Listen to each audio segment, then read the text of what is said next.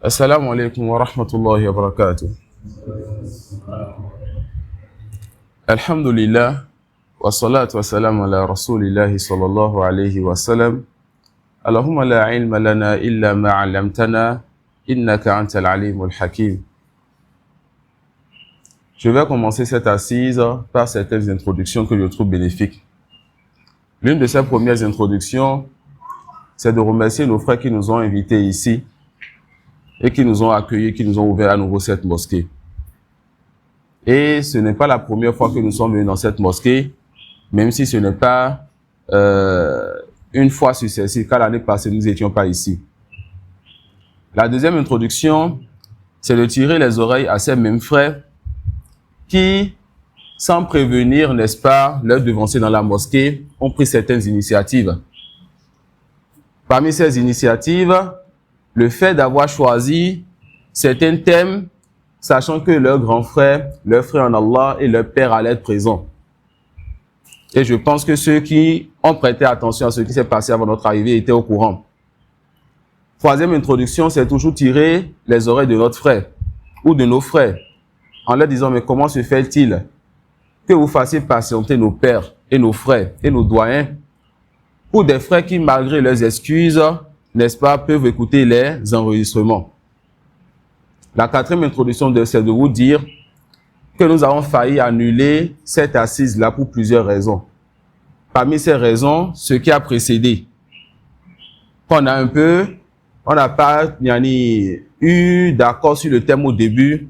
Un thème a été choisi. Et ce thème à la base, c'était les frères qui ont demandé, et si on faisait une assise, ô notre frère en Allah, même si tu n'as rien à nous enseigner, au moins tu as vu les savants au Caire pendant une dizaine d'années. Tu viendras nous dire ce que tu as vu d'eux, pas forcément de ce que tu es toi. Parce qu'on sait que tu n'es personne et tu n'es rien. Et que tu n'as rien à nous enseigner. Mais tu peux au moins nous dire comment tu as vu les savants là-bas. C'était quoi leur parure? Comment ils parlaient? Comment ils marchent?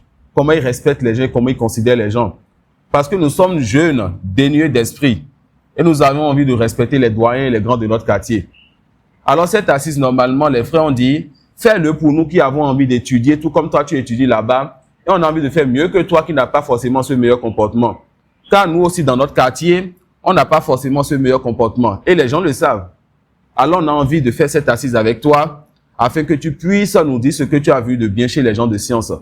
Pour que demain, dans les jours et les semaines à venir, les doyens de notre quartier, les grands de notre quartier, puissent commencer à voir le bien en nous, dans notre façon de parler, de les considérer, de nous comporter dans ce quartier béni. Dans ce quartier béni. On a alors accepté cette assise, on a dit qu'on allait faire ça aujourd'hui à 8 h. Mais Allah subhanahu wa ta'ala a voulu que certains frères ont proposé qu'on le fasse au Fajr. Ensuite, l'affiche a été partagée. On a appris que les gens de bien de ce quartier ont dit jamais. Il y a 3 ans, le frère est venu, je voyais devant moi seulement 2 ou 3 personnes. Parmi lesquels cas, le récompense en bien, notre doyen qui a parlé tout à l'heure. Je le voyais une fois en passant, parfois quand il venait, il ne venait pas, il disait que c'est parce qu'il doit amener les enfants à l'école, n'est-ce pas papa? Je pense que je me souviens bien de cela si j'ai bonne mémoire. Et subhanallah, il s'est fait que les gens de bien de ce quartier qu'on n'a pas vu il y a 3 ans, on dit jamais. Qui êtes-vous pour prendre un sujet particulier pour vous et vous délaisser ceux qui viennent prier dans cette mosquée? Alors choisissez un sujet public pour tout le monde. L'information m'est venue un peu à la dernière minute. J'avais déjà pris une série d'assises que je dois faire du 15 juillet jusqu'à fin septembre. Et je m'étais pris l'engagement de ne jamais rentrer une année de faire 2 fois le même sujet. Et préparer une conférence n'est pas quelque chose de facile. Et subhanallah, on a même failli annuler ça à cause de cela. Mais Allah subhanahu wa ta'ala a décrété qu'on n'annule pas cela. Et aussi votre fils et votre petit frère a aussi pris l'engagement, quand il se lance dans quelque chose, d'aller au bout. Mais quand même, j'avais beaucoup de gêne jusqu'à hier, 2 h du matin, parce qu'à 2 h, 3 h, on ne dormait pas. Pourquoi on ne dormait pas? Parce qu'on allait faire une conférence à Fijrosset, et après cette conférence, subhanallah, on a appris que l'un de nos frères en Allah, qui habite à côté de nous, et qui fait beaucoup pour nous, et à qui on fait beaucoup qu'on aime en Allah, ce frère-là, il est touché par la maladie. Beaucoup de personnes de sa famille sont touchées par la maladie. Son oncle, son frère, sa mère, et je ne peux pas citer tout le monde. De sorte qu'on a vu son oncle qui venait donc d'une perfusion, qui nous informe aussi que sa mère est derrière, c'était la mère de notre frère qui est derrière, qui venait d'une perfusion. On a fini une conférence. Jusqu'à l'heure, là, je ne sais pas encore quel thème choisir donc aux gens de bien de cette mosquée-là. Mais subhanallah, on a dit qu'on allait lui rendre visite. On a été prouvé sur la voie et notre véhicule a une panne. Sur la voie de la plage, que faire après minuit, on ne sait pas. Personne pour nous remorquer. On a poussé ça jusqu'à une certaine station, on a garé ça là-bas. Jusqu'à présent, le véhicule est là-bas. On a levé les papiers, on est parti. Fatigué, on est revenu ici à Calavi très tard. Et on remercie le frère qui nous a ouvert les portes pour qu'on puisse dormir quelques minutes. Et encore moi, il a fallu que je trouve un thème alors, après 3 heures du matin, que je prépare ça pour ce matin. Et je pense que tout le monde sera concerné aujourd'hui par ce thème. Pourquoi?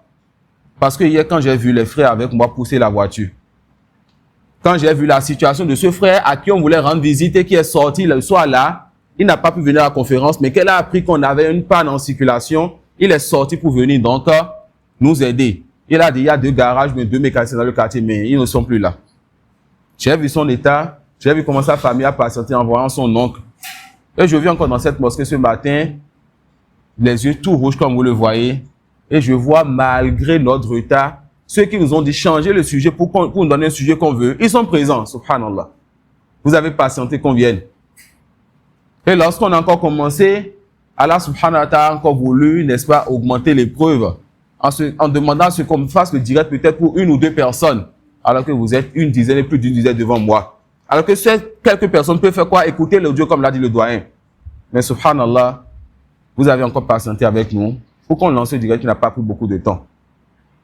Et la dernière introduction, c'est de dire à notre doyen, tout comme le prophète sallallahu alayhi wa sallam dit à son compagnon qu'il aime en Allah, la tardab. Ne te mets pas en colère. Et comme moi, je vais vous adresser cette recommandation, ne vous mettez pas en colère. Car avec la colère, on ne se maîtrise plus. Et patientez avec vos jeunes, patientez avec vos frères. Et si ce subhanallah, Allah s'est prédestiné ces choses, c'est quoi le sujet qui a été choisi? Après 3 heures du matin, le sujet était ce qui convenait donc à ce type d'assises. Et je ne vous garantis pas forcément que ce sera comme un sujet que j'ai préparé depuis 1 semaine, 2 semaines ou plus, comme j'ai l'habitude de le faire. Préparez bien mes thèmes, écrire, prendre d'autres avant de le lire. Mais c'est un sujet que j'ai préparé il y a quelques minutes. Ensuite, il y a mon portable. Et là, je vais nettement vous présenter ce sujet-là. Et si ça touche vos cœurs, c'est que Allah subhanahu wa ta'ala a voulu cela pour nous. Et c'est Allah qui prédestine ce qu'il veut. Et c'est quoi ce sujet-là? Nous allons parler de la patience. Subhanallah. Nous allons parler de quoi? De la patience. Et je pense que nous en avons tous besoin, n'est-ce pas? Wallahi, j'en ai eu besoin hier, tout le temps j'en ai eu besoin avant cela. J'en ai eu besoin aujourd'hui, j'en aurai toujours besoin. Et vous en aurez toujours besoin dans votre vie. Que ce soit dans vos activités, dans votre famille, que ce soit dans votre religion et plein d'autres choses. Sachez qu'Allah vous fasse miséricorde. Sachez qu'Allah vous fasse miséricorde, que beaucoup de personnes prétendent la foi, mais peu sont sur la foi. Beaucoup de personnes dans ce bas prétendent la foi, mais peu sont sur la foi. Alors Allah subhanahu wa ta'ala éprouve les gens pour voir ceux-là qui sont vraiment sur la foi, afin de distinguer par les épreuves entre ceux qui sont véridiques et ceux qui ne le sont pas. Allah subhanahu wa ta'ala éprouve les gens afin de savoir ceux qui sont véridiques dans leur prétention à la foi et ceux qui ne le sont pas. Allah subhanahu wa ta'ala, c'est pas lui qui dit wa minan nasi man yaqulu amanna billahi wa bil yawmil akhir wa ma hum bimu'minin. Parmi les gens, ceux qui disent nous croyons en Allah et nous croyons au jour dernier, mais ils ne sont pas croyants. Yukhadi'una Allah walladhina amanu wa ma yukhadi'una wa ma yakhda'una illa anfusahum wa ma yash'urun. Parmi les gens, ceux qui disent nous croyons en Allah et au jour dernier, nous croyons en Allah et au jour dernier, mais ces gens-là ne sont pas croyants. Allah dit quoi? Ils trompent Allah, ils trompent plutôt, ou bien ils pensent tromper Allah et ceux qui ont cru. Mais en réalité, ces gens-là ne trompent qu'eux-mêmes, mais ne s'en rendent pas compte. Et il dit subhanahu wa ta'ala, wa minan nasi man yaqulu amanna billahi fa idha udhiya fillahi ja'ala fitnatan nasi ka'adhabillah. Il y a parmi les gens ceux qui disent nous croyons en Allah Puis, si on les fait souffrir pour la cause d'Allah, ils considèrent l'épreuve de la part des gens comme un châtiment d'Allah. Lorsque l'épreuve les vient de la part d'Allah, ils considèrent, lorsque l'épreuve les vient de la part d'Allah subhanahu wa ta'ala, ils considèrent l'épreuve d'Allah comme l'épreuve de... Lorsque l'épreuve les vient de la part des gens, ils considèrent l'épreuve et la persécution des gens comme ce qui les vient de la part d'Allah subhanahu wa ta'ala. Et parmi les gens, il en est qui disent, nous croyons en Allah. Puis si on les fait souffrir pour la cause d'Allah, ils considèrent l'épreuve de la part des hommes comme un châtiment d'Allah. Comme un châtiment d'Allah. On avait 5 frères qui étaient dans une voiture qui quittaient une conférence pour la da'wa, pour aller vers une conférence dans une autre ville pour la da'wa. Alors que le matin, on revenait de Porto après 3 jours ou 4 jours de conférence. Et parmi ces frères, celui-là qui n'a pas mangé depuis le matin, pour certaines raisons que nous savons, pas parce qu'il n'a pas les moyens, et qui se retrouve à pousser une voiture au beau milieu de nulle part. Et parmi les phrases qu'il a dit, vous en rappelez, il a dit quoi? Il a dit qu'Allah subhanahu wa ta'ala nous a écrit cette marche-là et cet effort-là, le fait de pousser la voiture, 50 000 ans avant de créer les cieux et la terre. Dans cette situation, il se remet encore en son Seigneur et il dit, je patiente, je vais pousser avec toi mon frère. Je ne vais pas prendre les premiers ennemis et rentrer chez moi. ومن الناس من يقول آمنا بالله فإذا أوذي في الله جعل فتنة الناس كعذاب الله ولئن جاء نصر من ربك ليقولن إنا كنا معكم أوليس الله بأعلم بما في صدور العالمين. Et parmi les gens, il en est qui disent, nous croyons en Allah. Puis si on les fait souffrir de la part si on les fait souffrir pour la part d'Allah, ils considèrent l'épreuve de la part des hommes comme un châtiment d'Allah. Or, s'il vient du secours de ton Seigneur, ils diront certes, nous étions avec vous. Allah n'est-il pas le meilleur à savoir ce qu'il y a dans les poitrines de tout le monde? Et il dit subhanahu wa ta'ala, wa minan nas man ya'budu Allah ala harfa fa in asabahu khayr itma'anna bih wa in asabathu fitnah انقلب على وجهه خسر الدنيا والآخرة ذلك هو الخسران المبين. Allah subhanahu wa ta'ala dit selon cette tradition, et il en est parmi les gens qui adorent Allah marginalement. Ils adorent Allah avec doute. Ils doutent dans leur religion. S'il leur arrive un bien, ils s'en tranquillisent. Et s'il leur arrive une épreuve, ils détournent leur visage, perdant ainsi le bien de l'ici-bas et de l'au-delà. Telle est la perte évidente. Dans ces versets, Allah nous montre quoi? Allah nous montre que les gens sont de deux catégories. Ceux qui prétendent la foi et ceux qui ont la foi. Quant à ceux qui prétendent la foi, c'est les gens, lorsque l'épreuve les vient, ils changent encore de couleur. Ils tournent la veste comme on le dit. Allah subhanahu wa ta'ala, il va à chaque fois éprouver ses serviteurs, éprouver le groupe des croyants pour faire quoi? Le groupe des musulmans pour montrer qui sont les croyants et ceux-là qui ne sont pas faits dans leur foi. Et il va dire donc, أحسب الناس أن يتركوا أن يقولوا آمنا وهم لا يفتنون. Est-ce que les gens pensent qu'on les laissera dire nous croyons sans les éprouver? Parce que le nous croyant est de deux types. Le nous croyant qui vient de la langue et le nous croyant qui vient du cœur. Est-ce que les gens pensent qu'on les laissera dire nous croyons sans les éprouver? وَلَقَدْ فَتَنَّا الَّذِينَ مِنْ قَبْلِهِمْ فَلَيَعْلَمَنَّ اللَّهُ الَّذِينَ صَدَقُوا وَلَيَعْلَمَنَّ الْكَاذِبِينَ. Certes, nous avons éprouvé ceux qui ont vécu avant eux. Ainsi Allah connaît ceux qui disent la vérité et ceux qui mentent.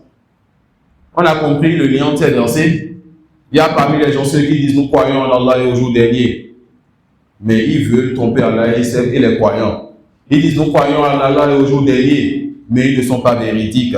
Allah subhanahu wa ta'ala promet et prend l'engagement d'éprouver tout le monde afin de montrer de façon apparente ceux qui ont vraiment la foi dans le cœur et de montrer de façon apparente ceux-là qui ne sont pas véridiques et de montrer de façon apparente ceux-là qui ne sont pas véridiques. Il faudrait qu'on sache ensuite que les personnes les plus éprouvées sont les prophètes. Ensuite, les pieux et les pieux.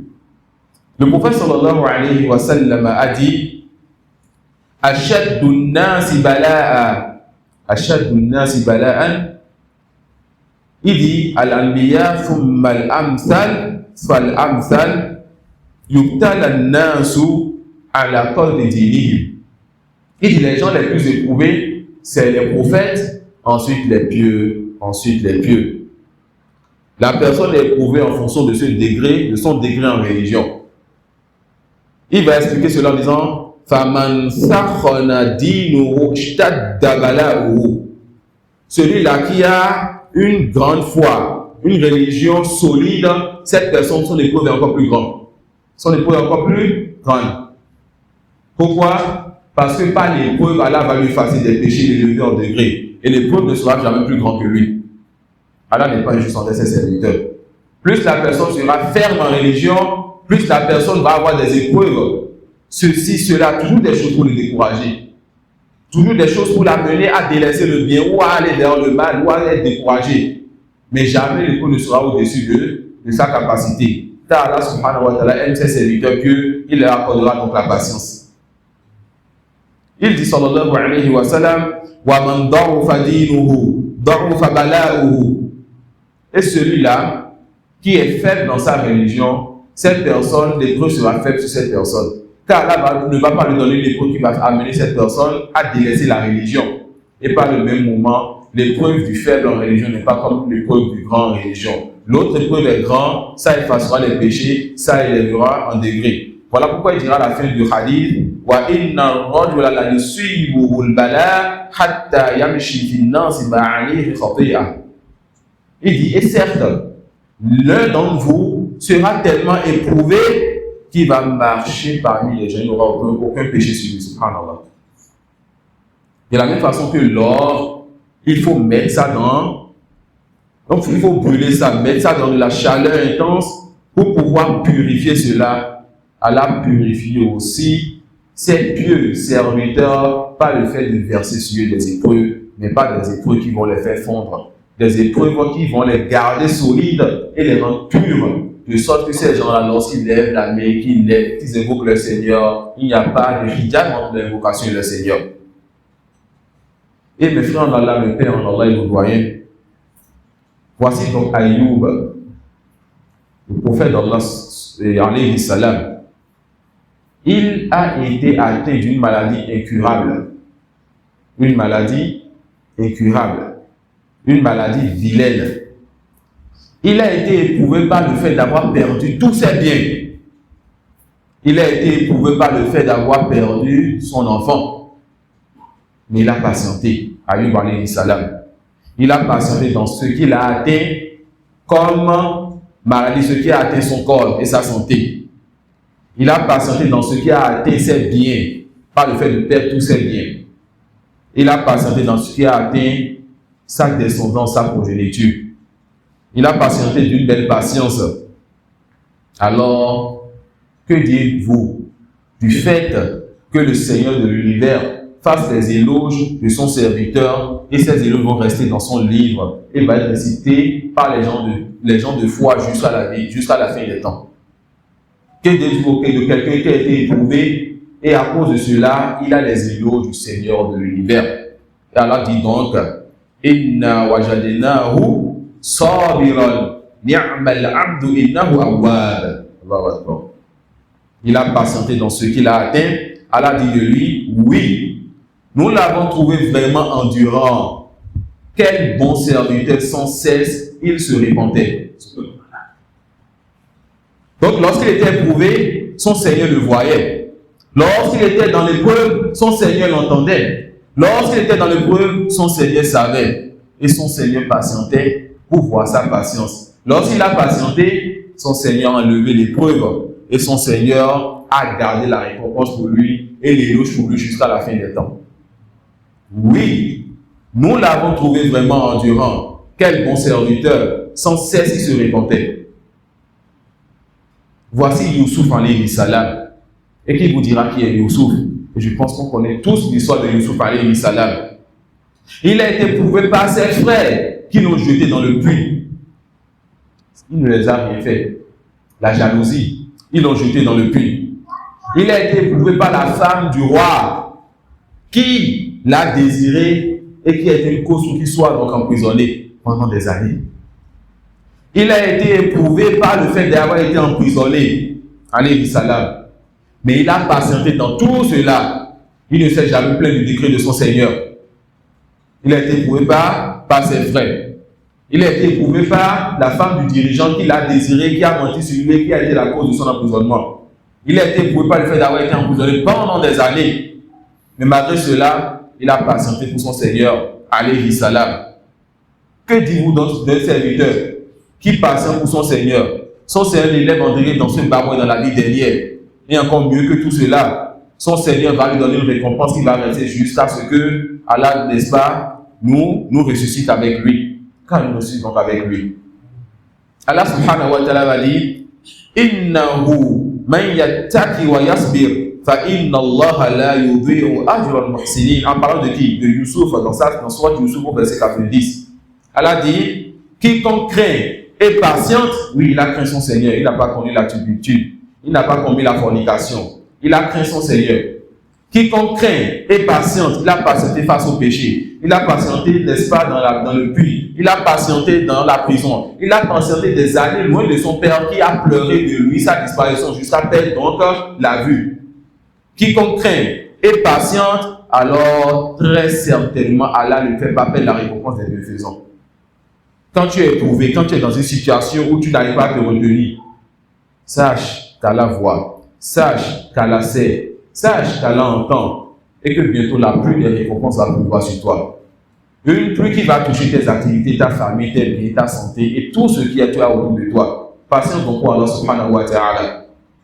Patiente donc pour Allah subhanahu wa ta'ala.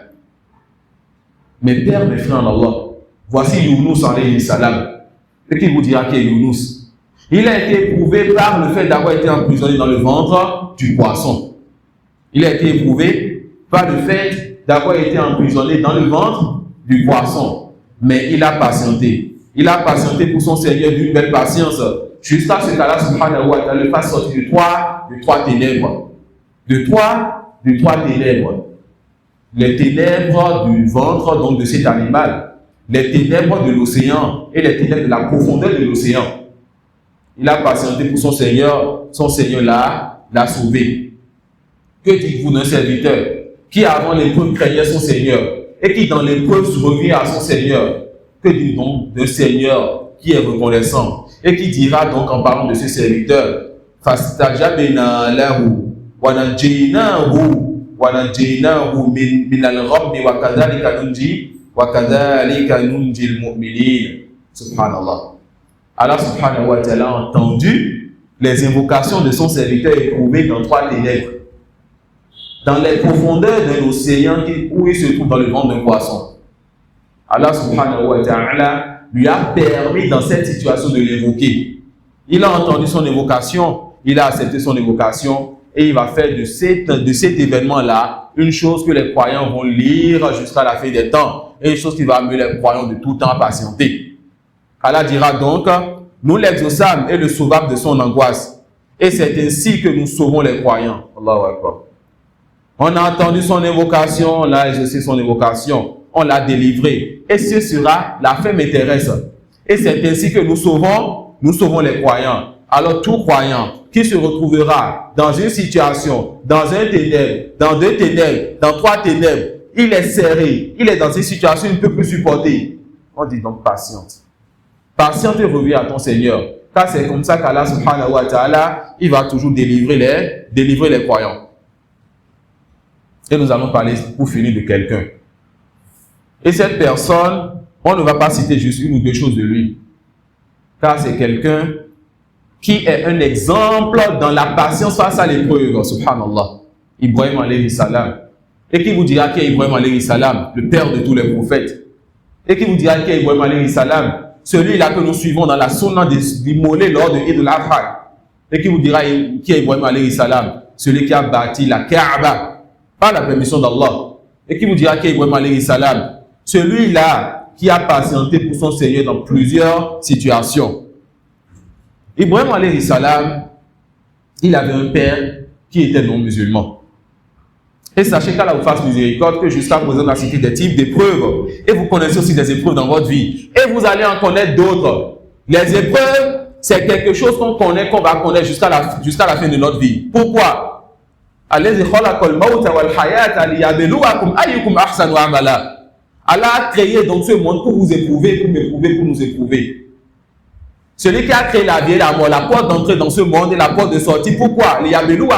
Afin de vous mettre à l'épreuve. Pourquoi au Seigneur? Afin de savoir qui d'entre vous œuvre le mieux. Et l'épreuve peut être dans le bien comme l'épreuve peut être dans le mal. L'épreuve peut être dans ce qui est autour de toi, les enfants, la femme et les proches. L'épreuve peut être dans ton service. L'épreuve peut être le was-was de Shaitan. L'épreuve peut être ton propre comportement. L'épreuve, c'est tout ce qui t'entoure, tout ce que tu vis tant que tu respires. Alors cette épreuve peut être le bien qu'Allah t'a donné et que tu sois reconnaissant. Pas le fait de savoir que le bien est venu d'Allah. Et que tu dises Alhamdoulilah, que tu mettes ça dans ce cas-là agréé, que tu ne mettes pas ça dans la désobéissance. Et l'épreuve peut être dans quoi? Dans la désobéissance et que tu reviens, que tu dises Astaghfirullah et que tu délaisses donc cela. Et tu es récompensé pour avoir délaissé le péché. Peut-être ce péché va devenir une bonne action Yawm al-Qiyamah pour toi. Parce que tu as réussi à l'épreuve du péché. Tu as dit Astaghfirullah, tu as regretté. L'épreuve peut être donc dans un malheur ou un mal qui t'a atteint. Et là, tu dois patienter comme on est en train de l'étudier maintenant. Ou bien comme on est en train de le revoir maintenant. Et le rappel profite aux croyants. Ibrahim alayhi salam, il a été éprouvé de la plus grande des épreuves. L'épreuve que lorsque ça te touche, tu as été touché. Et c'est quoi donc cette épreuve-là? L'épreuve qui a toujours rapport à la religion, que ce soit ta religion ou la religion de quelqu'un qui peut, n'est-ce pas, toucher ta personne ou ta religion. Il avait un père qui était non-musulman. Un père qui leur ordonnait d'adorer autre qu'Allah et qui l'interdisait d'adorer Allah. Cette épreuve-là faisait partie des 5 plus grandes épreuves qui ont été citées dans Surat Al-Kahf. Et c'était la première épreuve, c'était la plus grande épreuve. Ces jeunes-là qui ont été éprouvés dans leur religion, leur peuple voulait les amener à délaisser l'adoration d'Allah seul pour adorer autre qu'Allah. Ils ont fui, donc ils sont allés rester dans une caverne, mais dans une grotte. Ibrahim a eu cette épreuve-là, la plus grande des épreuves. Tout comme, meilleur que lui, le prophète sallallahu alayhi wa sallam avait un nom qu'il aimait et qui a fait quoi? Un nom qu'il aimait et qui n'était pas de sa religion, même s'il le soutenait. Tout comme le prophète sallallahu alayhi wa sallam avait sa mère qu'il aimait, mais qui n'était pas de sa religion, qui est mort sans sa religion, même s'il n'était pas encore prophète, mais qui en a fait. Voilà pourquoi le prophète sallallahu alayhi wa sallam, une fois il est sorti avec ses compagnons, il a demandé 2 choses à son Seigneur. Seigneur, permets-moi donc d'aller visiter la tombe de ma mère. Seigneur, permets-moi donc de demander pardon pour ma mère. Allah a accepté le premier, il a refusé le deuxième. Le prophète a pleuré, ses compagnons ont pleuré. Ibrahim alayhi salam donc, il avait un père qui était kafir, qui n'était pas croyant. Son père leur donnait d'adorer autre qu'Allah, il lui interdisait d'adorer Allah seul. C'était une grande épreuve pour Ibrahim alayhi salam. Mais cette épreuve-là, comment il allait surmonter cette épreuve? Et il allait surmonter cette épreuve en patientant avec son père. Car Allah va lui demander de rester bienfaisant envers les pères, tout comme il nous a demandé de rester bienfaisant envers les pères. Sauf lorsque le père te demande de désobéir à Allah, qu'il soit musulman ou non musulman, dans ce cas précis, tu cherches la sagesse et la bonne manière et le bon comportement avec lequel tu vas dire, oh papa, oh cher père, je ne peux pas t'obéir dans ceci, car je dois obéir à mon Seigneur par ton obéissance. Je ne peux pas t'obéir en désobéissant à mon Seigneur. Et on va voir ça maintenant. Ibrahim alayhi salam, son père était non musulman. Son père adorait autre qu'Allah. Ibrahim voulait appeler son père à l'islam. Son père s'appelait Azar. Pensez-vous que Ibrahim va dire, oh Azar? Non. Pensez-vous que Ibrahim va dire, oh toi l'égaré? Pensez-vous que Ibrahim va dire, oh toi viens? Non, la réponse non. Ibrahim alayhi salam, quand il parle à son père, il dit, comme Allah le dit dans le Coran, il qala li abihi ya abati. Lorsqu'il dit à son père, oh mon cher père, il parle à qui ici? À son père. Qui est quoi ici? Un non-musulman. Et qui, contrairement à Abu Talib, l'homme du prophète sallallahu alayhi wa sallam, son père était contre lui. Son père voulait le combattre. Son père était d'accord pour qu'on le châtie. Mais il disait quoi à son père? Il disait, ya abati. Il disait quoi? Ya abati. Lorsqu'il a eu la bonne façon de parler à son père, Allah subhanahu wa ta'ala ne fait pas perdre la récompense des gens pieux, Allah lui donnera un enfant qui, dans une épreuve où Allah va lui dire, pendant des années, je ne t'ai pas donné d'enfant. Là, je t'ai donné un enfant, en même temps, je te demande, sacrifie-moi cet enfant. Ce n'est pas une grande épreuve? La réponse, oui, Allah me va dire que c'est une grande épreuve. Lorsqu'il va dire à cet enfant, comme c'est vu dans le Coran, فَلَمَّا بَلَغَ مَعَهُ السَّعْيَ قَالَ يَا بُنَيَّ. Lorsque Ibrahim alayhi salam, il fut en âge d'accompagner, lorsqu'il a son enfant, il va dire quelque chose à son enfant. Il dit quoi à son enfant? Inni ara fil manami anni azbahuk. Il dit, je vois, oh mon fils, je me vois en songe en train de t'immoler. On est en train de parler de qui ici? On est en train de parler de Ibrahim alayhi salam, qui, lorsque son père non musulman le persécute, il dit, Ya Abati, oh mon cher père, quand il veut l'appeler à l'islam. Voilà ce Ibrahim qui a été éprouvé pendant plusieurs années, il n'a pas eu d'enfant. Et lorsqu'il a d'enfant, là lui dit, sacrifie cet enfant, égorge cet enfant. Ibrahim va dire à cet enfant, oh mon fils, j'ai vu dans un rêve que j'étais en train de t'égorger. Son père va lui dire quoi? Juste le début m'intéresse ici. Son père va lui dire, son enfant va lui dire quoi? Son enfant va lui dire, Ya Abati. Comment son enfant va l'appeler? Dans cette épreuve-là, où on va demander à l'enfant, on va demander au père, n'est-ce pas, d'égorger son enfant. Et le père va dire, mon enfant, je me suis vu dans un rêve en train de t'égorger. Dis-moi ce que tu en penses. L'enfant dit, Ya Abati. Oh mon cher père. Ensuite, il va lui montrer qu'il n'est pas contre ce qu'il veut faire. Il a dit Ya Abati à son fils, à son père. Et son fils lui a dit Ya Abati. Il était éprouvé par son père dans la religion, il a dit Ya Abati. Et son fils lui a dit Ya Abati dans l'épreuve. On ira plus loin dans cette histoire maintenant, Inch'Allah. Donc quand Ibrahim va appeler son père, il lui dit quoi? Oh mon cher père. Oh mon cher père. Comment se fait-il que tu adores ce qu'il n'entend pas, qu'il ne voit pas? Tout ce qu'il veut de son père, c'est que son père réfléchisse. Il est la bonne manière dans l'appel donc de son père. Il est la bonne manière dans l'appel de son père. Une fois qu'il veut appeler son père, il va toujours appeler son père de la même façon. Subhanallah. Un père non musulman qui te persécute, Ya Abati. Inni qad ja'ani min al-ilmi ma lam ya'tika fattabi'ni ahdika siratan sawiyya. Il veut appeler encore son père. Il veut encore appeler son père à ce bien-là, à cet islam-là, à cette religion de perfection, de droiture. Oh mon cher père. Il ne va pas dire, tu es ignorant et j'ai la science. Non. Oh mon cher père, il m'est venu de la science ce que tu n'as pas reçu. Suis-moi donc, je te guiderai sur une voie droite. Dans un autre verset, il va encore lui dire, Ya Abati, la ta'budu shaytan, inna shaytana kana lirrahmani asiyya. Oh mon cher père, n'adore pas le diable, car le diable désobéit au tout miséricordieux. Et tout péché, c'est le diable qui l'insulte. Le shirk, c'est le diable qui insulte cela. Subhanallah. Vous voyez, dans la plus grande épreuve, et beaucoup ne vont pas prêter attention à cela. La plus grande épreuve, c'est que tu sois touché dans ta religion en faisant des péchés ou en désobéissant à ton Seigneur, ou que tu es parmi tes proches celui-là qui est dans la désobéissance. Et la plus grande des désobéissances, c'est quoi? C'est le shirk. Ici, Ibrahim nous enseigne comment faire lorsqu'on est dans cette épreuve. Et si tu as quelqu'un parmi tes proches qui est musulman mais qui a de la perversité, ou qui est non musulman, que tu ne sais pas que tu es éprouvé, c'est que tu n'as pas encore compris. Tu essaies d'éprouver. Que faut-il faire?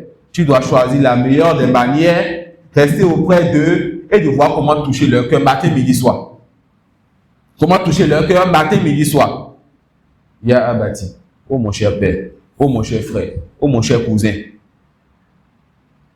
Ibrahim alayhi salam, il a été éprouvé aussi par le fait d'avoir été contraint de fuir son pays avec sa famille.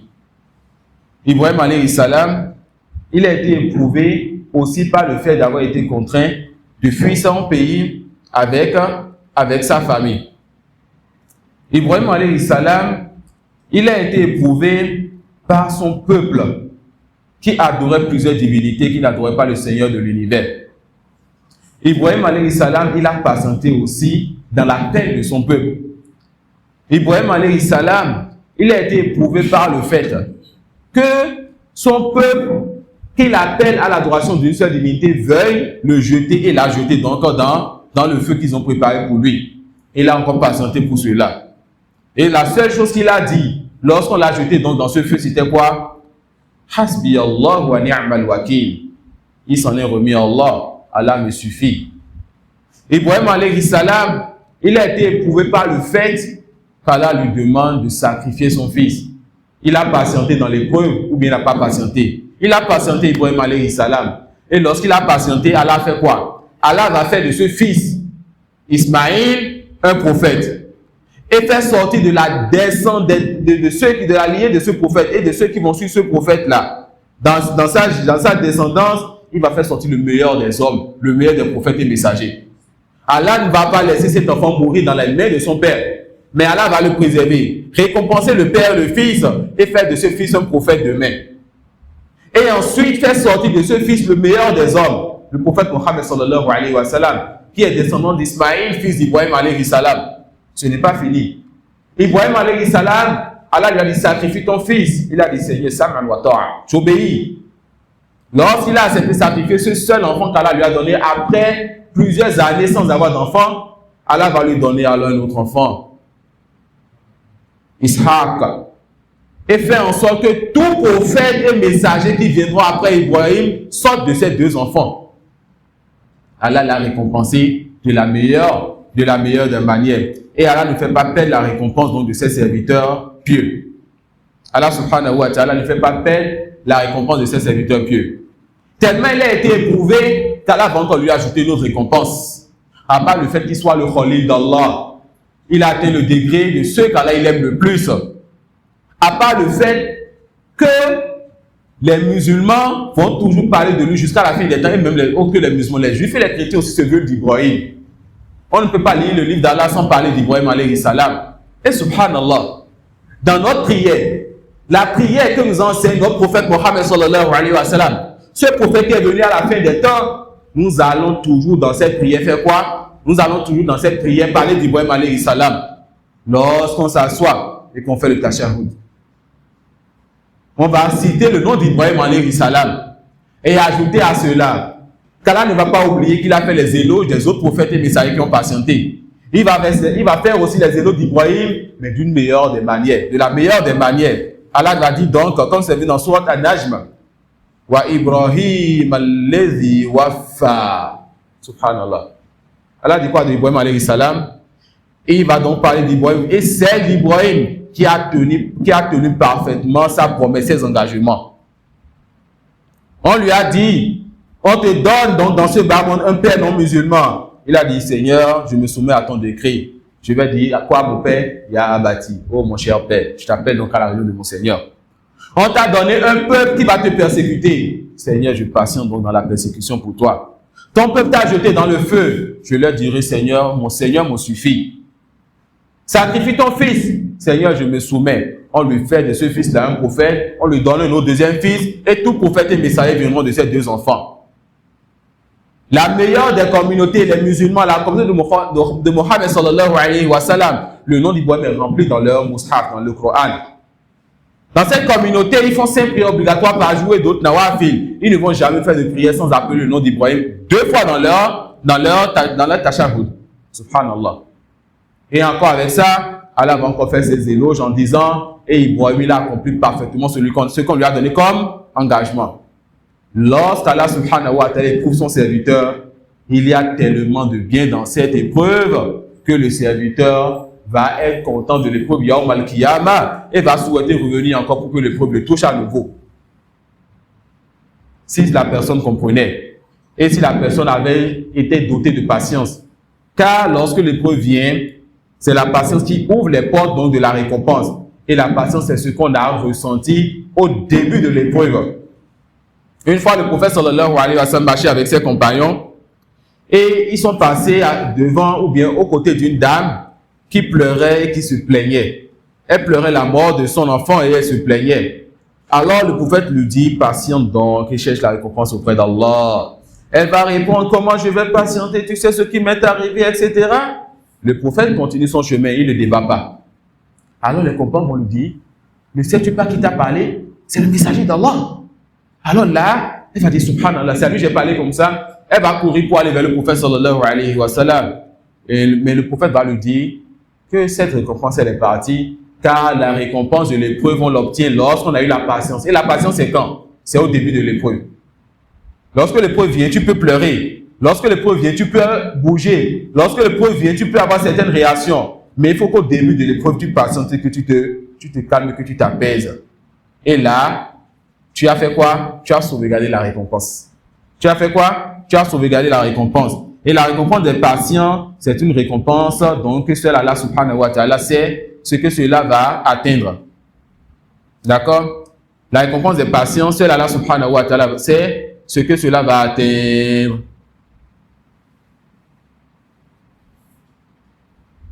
Non. Alors, on vient de voir que Ibrahim alayhi salam a été éprouvé de plusieurs épreuves. Il a patienté pour son Seigneur. On a vu plusieurs récompenses que nous pouvons citer. Et ce qui est auprès d'Allah est encore plus grand. Ce qui est auprès d'Allah subhanahu wa ta'ala, c'est encore plus grand. Et cela, ça va nous amener à savoir que An-Nasru ma'a sabr. Le secours vient avec la patience. Et plus on sent que l'épreuve commence par devenir dure, plus on sent qu'on ne peut plus supporter une situation, il faut savoir que qu'on appelle le secours est proche, la délivrance est proche. Plus on commence par serrer les bouchons pour que l'épreuve te serre le plus, et plus on est en train d'ouvrir donc les bouchons pour toi. Patientez donc pour Allah dans ce qui vous atteint, donc dans votre personne, dans vos familles, dans vos biens, avec les gens autour de vous, dans votre religion, et sachez que la récompense est auprès d'Allah. Et qu'Allah ne fait pas perdre la récompense des croyants, comme on vient de le voir dans l'histoire de plus d'un. Et subhanallah, j'ai été éprouvé pour ce séminaire que j'ai organisé cette année. Combien de fois certaines personnes proches à moi, que je devais voir depuis que je suis venu ici, m'écrivent pour me dire, ça fait déjà trop longtemps, hein. Tu n'es pas encore venu, hein, depuis près de 2 semaines. Mais subhanallah, je ne peux plus annuler mes conférences. Parce que j'ai fait le programme de sorte que le jour où je suis descendu, j'ai commencé, je ne fais qu'enchaîner. On a été à Glo, on a été à Porto, on a été ici et là-bas. Les frères qui sont autour de moi aussi, je sens la fatigue chez eux, alors qu'on n'a même pas encore commencé. Tout ça, c'est quoi? C'est des échauffements. Encore dans une semaine, on est en train de faire des conférences où on n'a pas encore commencé. N'est-ce pas? Et quand on va commencer, même ils savent ce qu'on aura comme pression et nombre de cours. Mais il le faut. Il le faut. Pourquoi il le faut? Parce qu'on a besoin de transmettre cette science-là, afin que les gens puissent apprendre, afin qu'on puisse apprendre ce bien-là, n'est-ce pas? On a besoin de s'entraider dans le bien et dans la piété. Il a été prouvé avant de quitter là-bas et de venir cette année pour cette conférence. Et je suis le seul à savoir comment ce séminaire s'organise. Et quand on est venu, il y a certains types d'épreuves qui nous touchent. Ceux qui sont proches le remarquent et parfois ne le remarquent pas. La famille qui t'écrit, d'autres qui te disent, mais tu viens depuis, tu viens, tu pars, tu fais quelques minutes. D'autres qui te disent, on ne te voit pas encore. Et subhanallah, on demande à Allah subhanahu wa ta'ala de bénir donc les efforts que nous faisons, de nous accorder belle patience et qu'on n'abandonne pas. Et qu'il fasse en sorte qu'on aille jusqu'au bout et qu'il donne du fruit à ce qu'on est en train de faire. Et qu'il ne fasse pas de nous, comme ça a été pour Jurayj, lorsqu'il y a du manquement envers certains proches, et cela s'est retourné contre lui. Qu'Allah subhanahu wa ta'ala nous accorde belle patience sur sa voie. Qu'Allah subhanahu wa ta'ala nous accorde belle patience dans son affaire. Vous avez patienté, on est venu en retard. Vous avez patienté, on a commencé. Vous avez patienté, on a fait 45 minutes. Il suffit juste de savoir que dans une assise de science, la récompense elle est grande, même pour celui qui est là et qui est distrait. Que dit subhanallah, que je vois que ceux qui sont autour de moi me regardent et qui suivent. Que dit donc que je vois que ceux qui sont autour de moi ont patienté et ils ont demandé le thème, ils ont suivi le thème. Qu'Allah vous récompense en bien. Jazakumullahu khairan. Et on espère, Inch'Allah, que papa va dire à son petit frère, à son fils, si vous n'êtes pas son petit frère, il va dire à son fils, Douane va dire à son fils, que Inch'Allah, qu'après cette assise, quand vous allez encore organiser ça, vous aurez du monde, Inch'Allah. Parce que j'ai vu le visage de notre doyen quand on a commencé et j'ai vu son visage maintenant. Et le bien, ça vient sur le visage, c'est apparent sur le visage. Et je pense que je ne vais pas lui demander forcément de le dire, peut-être qu'il le dira. Mais je pense qu'il vous dira, Inch'Allah, maintenant ou bien après, réorganiser ça encore. On sera encore là. Et on va encore inviter d'autres à venir. On va encore patienter, Inch'Allah. Parce que quand le bien touche le cœur, cela, ça fait que les membres se détendent. Le visage devient jovial. Subhanallah. Et quand quelqu'un comme ça sort ensuite de la mosquée, te rencontre dans la rue, tu es prêt à lui donner de tous tes biens. On est quel jour aujourd'hui? On est dimanche. On sera un lundi. Papa va sortir, prendre sa voiture, aller au boulot. Rencontrer un gros client avec ce visage-là, avec cet apaisement-là, avec cet état-là. La personne ne va même plus négocier. Si c'est toi, mon fournisseur, c'est que tu es digne de confiance. Parce qu'on a vu le bien sur toi. Alors les frères, nous on n'est pas ici, on repart encore. Organisez souvent ce type d'assises qui fera en sorte que le visage de notre doyen peut changer d'un état à un autre état comme ça. Ça peut aller. Mais doyen, le visage change, n'est-ce pas? Il a même souri, subhanallah. Si je n'avais pas remarqué, je n'allais pas le dire à haute voix. Quand il peut me dire non, il peut encore me parler de la même façon qu'il a parlé au début. Et là, c'est pas bien, n'est-ce pas? Mais ça, j'ai remarqué que je l'ai dit et ça m'a fait plaisir. Merci à vous pour la patience. Et merci à vous pour avoir accepté donc, n'est-ce pas, ce qu'on a dit. Wallahu a'lam. Wa subhanaka wa bihamdik. Ashhadu an la ilaha illa anta astaghfiruka wa atubu ilayk. Wa jazakumullahu khairan.